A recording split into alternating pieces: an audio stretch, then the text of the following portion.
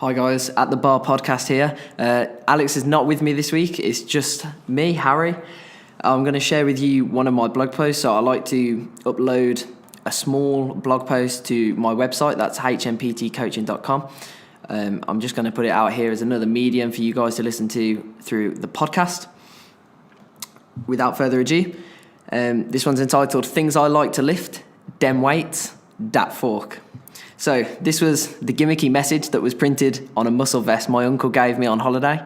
And although you would be right to think no one talks like that, and does he actually wear muscle vests, there is a greater lesson that could be learned from my tank top.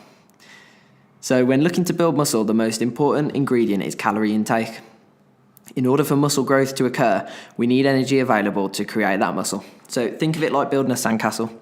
If we don't put enough sand in the bucket, then we won't be able to build anything. Similarly, if we don't put enough calories into our body, we won't be able to build any muscle. No matter how much you lift dem weights, without enough fuel being put into your body, the gains will be nowhere in sight.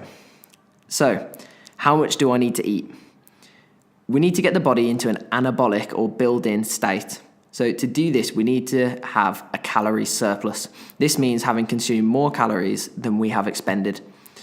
So, if we are in a calorie surplus, we will have the fuel that is available to build muscle. Depending on the rate at which you want to gain muscle, there are 3 ways to go about bulking, all of which have their pros and cons. So, the first is the relaxed bulk, sometimes termed as the dirty bulk. The second is the controlled bulk or the slow bulk. And then the third is the precise bulk or the lean gains approach.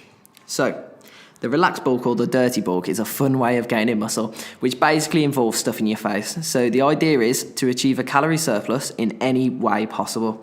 This will lead to fast muscle growth when done alongside correct training, but it will also increase body fat at a fast rate, meaning it will take longer to lean down when required. So we'll go all summer carrying a little bit of extra body fat because we tried to bulk too hard through the winter. The controlled bulk is the bulk that I would recommend to most people looking to gain muscle.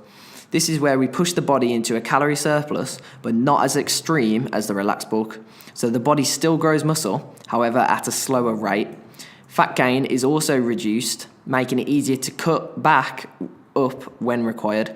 So we do the bulk through the winter, we gain X amount of muscle, but it's easier to cut back down. So we potentially gain less muscle than during the relaxed bulk, but the cut phase will be better, leaving us looking more toned for the beach in the summer. So finally, the precise bulk. This is the hardest form of bulking as it takes years of investment. So fat gain is extremely minimal through this phase, and muscle gain is progressive. So this method allows you to stay in shape all year round and is therefore the preferred method for fitness models and physique athletes.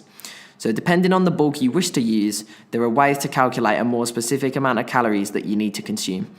Ripbody.com provides a full guide on how to do this, which is free, produced by a trainer called Andy Morgan. So what's the message?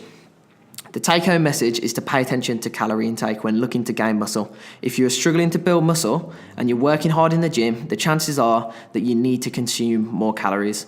Lift that fork as well as dem weights.